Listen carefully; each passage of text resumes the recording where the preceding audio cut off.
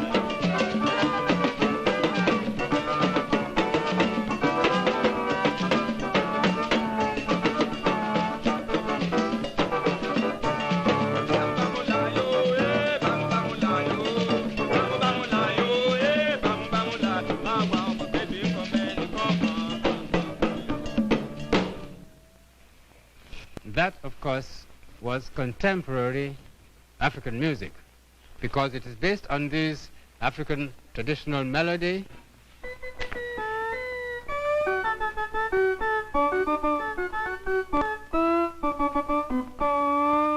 and on this African rhythm.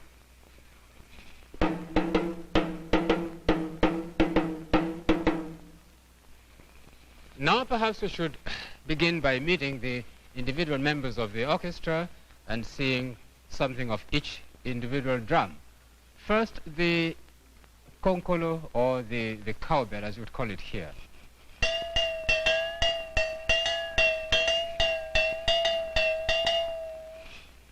The next one is the shekere, which is a gourd, and as you will see, it has these cowries strung round the gourd, which makes the sound when the drummer plays them. Let's hear the shekere now and note the sound.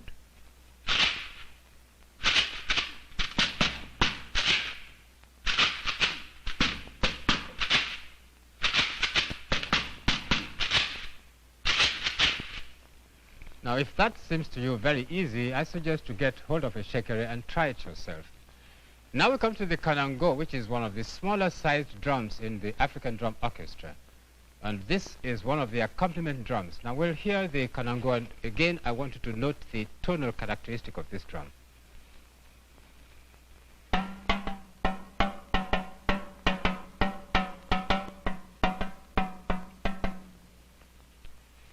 And then there are those two tall drums you see standing on this stage.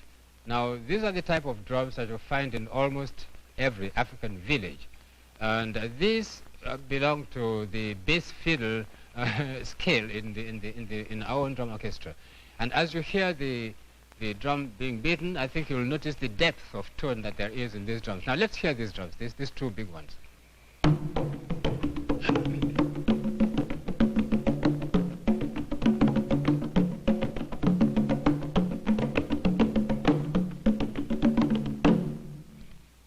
Now, last but not the least, we come to the talking drum. And this is the kingpin in any African drum orchestra. Here, I think we're going to spend a little time to see this drum in more detail. First, the two drum heads, one in the front and one at the back. And then connecting these two drum heads, you have the leather thongs. You'll see the drummer holds these leather thongs with his left hand. And so he is able to manipulate these thongs and thereby varying the pressure on the drum heads, which in turn varies the pitch of the drum. Now, I think perhaps this is the time to point out the importance of the drummer who plays this talking drum. He is in any African drum orchestra, he is the leader and the conductor. He starts the orchestra and he stops the orchestra by playing certain rhythmic patterns, which tells them when he's going to start and when he's going to stop. Now, we're going to hear them play one typical African drum pattern, which we know as the waro.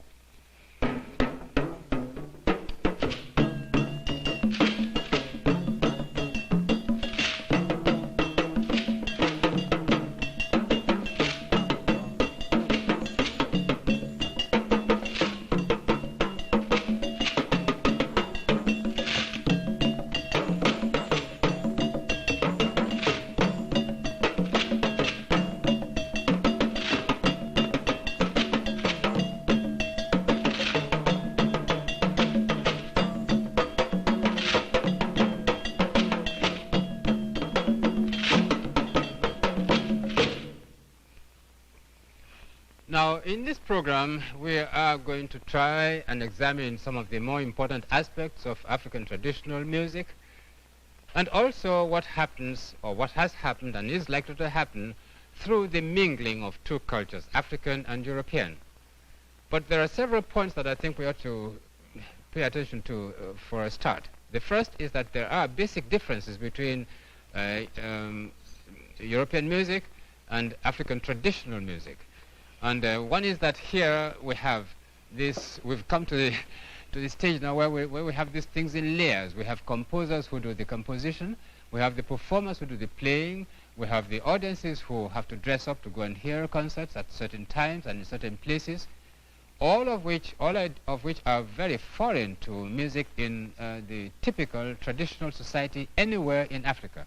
There you have performers and you have participants, those who are not actually performing, so identify themselves with those who are performing that sometimes it is difficult for an onlooker, for a visitor, to spotlight who are the performers and who are the participants. But even so, there is such a wide variety of types of music in Africa itself, in any one nation, that it's difficult to talk of African music per se. But for one thing, that there is, with all this variety, one thing unites all these varied types together, and that is the function of the music. Every activity of life has its own type of music, and even such a thing as hunting, as agriculture, as going fishing, and when we come to such normal, mundane things as chopping wood, then you get this type of functional music. Iṣẹ́ kílà ké ń ṣe àáké, iṣẹ́ kílà ké ń ṣe àáké, ojoojúmọ́ là ké ń lagi àáké, ojoojúmọ́ là ké ń gégi àáké, ojoojúmọ́ là ké ń lagi àáké, ojoojúmọ́ là ké ń gégi àáké, iṣẹ́ kílà ké ń ṣe àáké, iṣẹ́ kílà ké ń ṣe àáké. Now, obviously, that functional music was concerned with the act, the actual work being done. But there is another type that we ought to listen to, the functional music which is concerned with ceremony or with ritual. A young bride who is on the verge of going to her new home, to her husband's home, usually sings, or traditionally I should say, sings a song to say goodbye to her family and to remind herself that she is going without the hearth gods who cannot follow her. The household gods will not go with her. Her mother will not go with her. Her parents, her brothers or sisters will not go with her. In fact, there's only one thing she can take out of the home, and that is her own head. And this is a particularly beautiful example, I think, of this type of functional music which deals with ceremony and ritual. Let's hear it now. Mo lágbọ́n mi màmá dá o, mo lágbọ́n mi màmá rẹ̀ ni ayé ń fẹ́, ẹ̀gbọ́n mi ń bẹ ńlé àbúròde o. Àní bí gbá ọ̀dára lódò mọ́mọ́ fi mú mi, àní bí kàìnkàn ọ̀dára lódò mọ́mọ́ fi wẹ̀ ọ́. Mo lágbọ́n mi màmá rẹ̀ o, ẹ̀gbọ́n mi ń bẹ ńlé àbúròde o. Pàǹtúrí mo yí ká, mo ní lónìí mo wá gbìrè mi kí n tó máa lọ. Àní kí n lówó kí n bímọ, kí n ṣòwò kí n jèrè, kí n bóde pàdé, kí sọ ọmọ jiná fún mi jẹ. Mo lágbọ́n mi lọ́làjú o, ò bá sì fún mi níre mi kí n tó máa lọ. Mo ní tí n bá ní kégún lé ó sì mí lọ lé ọkọ mi, tó bá dé bòde á padà. Tí n bá ní kó sá lé ó sì mí lọ lé ọkọ mi, bó bá dé bòde á padà. Mo ní ṣe borí ẹni nìkan ló lè sí ni. Mo ní lóòní o, kórìí mi ó wá sí mí lọ lé ọkọ mi. Now, these were Nigerian songs. And of course, we will have to draw examples from Nigerian music for this program, but Nigeria is in Africa after all, and I think that what is valid for traditional society in Nigeria is valid for traditional society in Africa, on general broad lines. Now, one thing we more or less have to come to terms with is the popularly held idea that traditional African music is necessarily dependent on red-hot rhythm. But that is not true. That's not correct, because we have melody in our music, melody that exists independent of rhythm and is to be properly regarded as pure melody. There is a particularly fine example in the vocal form which we know as the rara, in which people's praises are sung. And in this vocal form, the song changes into speech and then back again into song, almost imperceptibly. If you have very sharp ears, I think you will notice this as we hear this example of the rara. Moni baba loto nílùú àásì sinmi mo lóní kànáńgó mo ní kó ṣe sùúrù nítorí pẹ́gbẹ́ lóní ilé aró àlùkò lóní ilẹ̀ osùn mo ní ṣebí lékè ẹyẹ ọ̀gẹ̀rẹ̀ ẹyẹ olókùn sóun náà lóní ilẹ̀ ẹlẹ́fun. Mo ní ṣe bọ́lá nìkan ló mẹ́jọ dá bàbá agbárígẹ̀sì mo ní bàbá kúlógún ọdún bàbá ẹnìkan ò lè gbé wa sí kò sí èèyàn tí fìdá pàgbé kórósó bàbá ta ní fi gbóngbó palábàáhùn a kì í rí dà lọ́rùn èsìsì irọ́ ni wọ́n ń pa èké ni wọ́n ń ṣe mo mọ̀ ní ò mọ̀mọ́ sáláwàdà tí ó fọwọ́ rẹ̀ kùn lórí mo ní bẹ́ẹ̀ mẹ́rin àgbọ̀n erin bẹ́ẹ̀ mọ̀sẹ́ jí ọlọ́bẹ̀. Ẹni tí ọmọ mi ò gbóhùn ẹnu mi pé mi làkànjí ọmọ sábà lójú ọmọ mẹ́wàá mòya rẹ̀ mo ògùn yín nǹkan parí ijó ọmọ alábẹ́ ọmọ olóòlà ìṣìkọ̀là. Mo ló dáwọ́ rẹ̀ àwẹ̀ o mo ló mọ̀ dọ̀wọ́ ẹ̀. Now that thin line of demarcation between singing and speaking is possible because of the tonal inflection of the language, of the Yoruba language in which that rara was sung. And when we speak of tonal inflection, we mean that the way the voice rises or falls specifically affects the meaning of the word. In other words, the meaning of the word is dependent on how the voice rises or how the voice falls. For instance, if we take the Yoruba word OBI, if we pronounce that word with a rising inflection like this, OB, it means female. But if we pronounce it with a downward inflection like this, OB, we've changed the meaning from female into cola nuts, the type of native fruit which is eaten. And if we pronounce it with a rising inflection of OB, it means parent. Whereas if we pronounce it with a downward inflection of OB, we've turned the word into a phrase meaning he, she, or it vomited. So you can see that the language is so intertwined with music that it is very difficult to separate them. Because of this characteristic of the language, and because of the way the talking drum has been made, the construction of the drum, it is possible for the drum to speak, to talk. Let's hear an example in a proverb.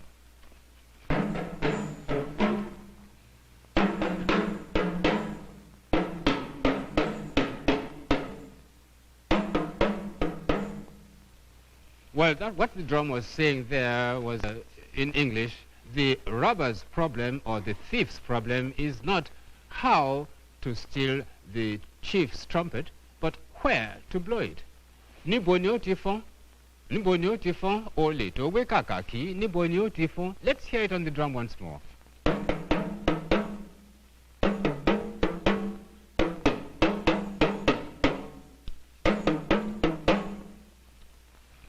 Now, this rather unusual virtue of the talking drum, the ability to talk in a way that people can understand, makes of the drummer a very important person. In the traditional society, he was the society's television, newspaper, radio, and candid camera, all rolled into one. So you can see that where he has charge of an orchestra, he becomes a very important person indeed. And in fact, he is responsible for this type of music which you can hear in almost any village in Africa.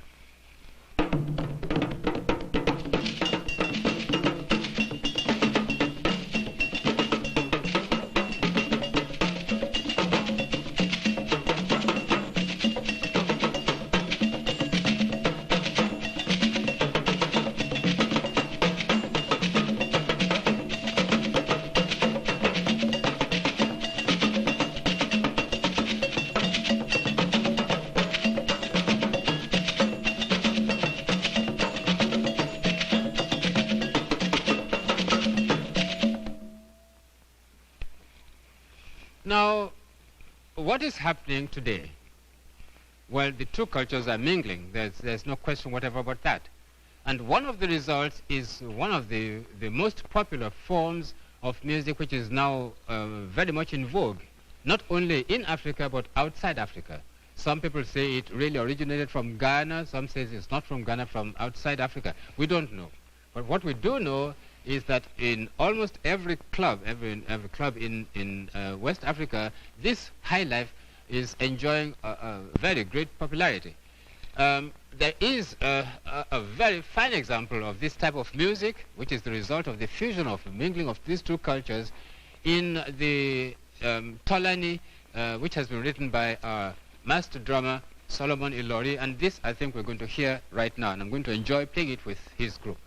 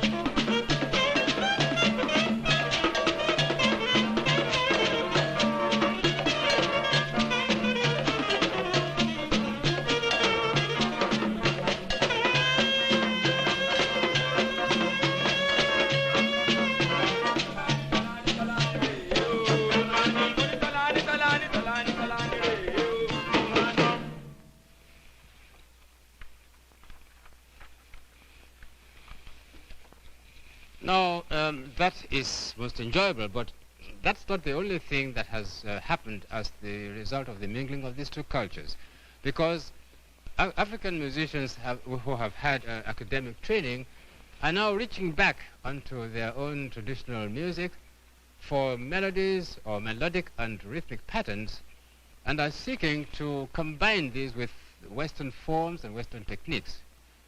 Now, I think we should mention people like the late J.G. Balanta of Sierra Leone, Professor Kwabena Nketia of Ghana, Dr. T.K. Phillips of Nigeria, and Todd Machikiza of South Africa. And these people have written for voices, for orchestra, for chamber music groups, and for the church organ. And on this level, I'd like to use something which I myself have written for the organ as illustration. This particular organ piece of mine is based on a Yoruba sacred folk melody, which goes like this.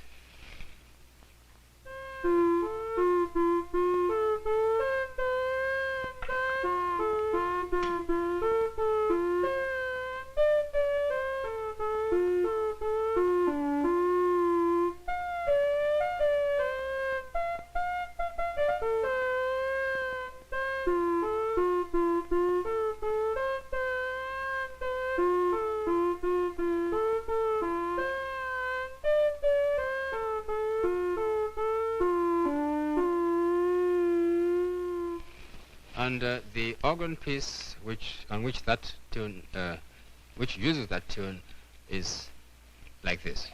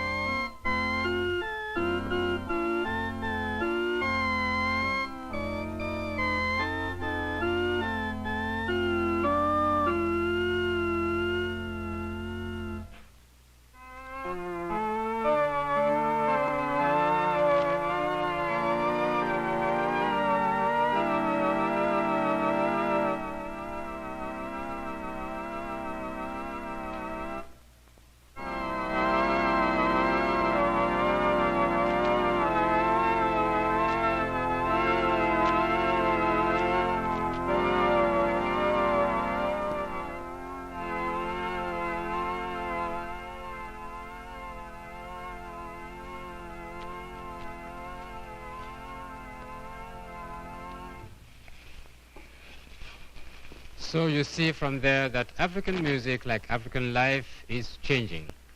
We've had a mingling of two cultures, and each has much to gain, much to learn from the other. However you may feel, whatever you may feel about that, we are sure that we have much to gain from the West, and that we are expanding our own musical vocabulary through this contact. But in the main, what we hope to do is to reach back to our past, to preserve it, to use it as a foundation on which to build, because it's been truly said that the man that hath no past has no future.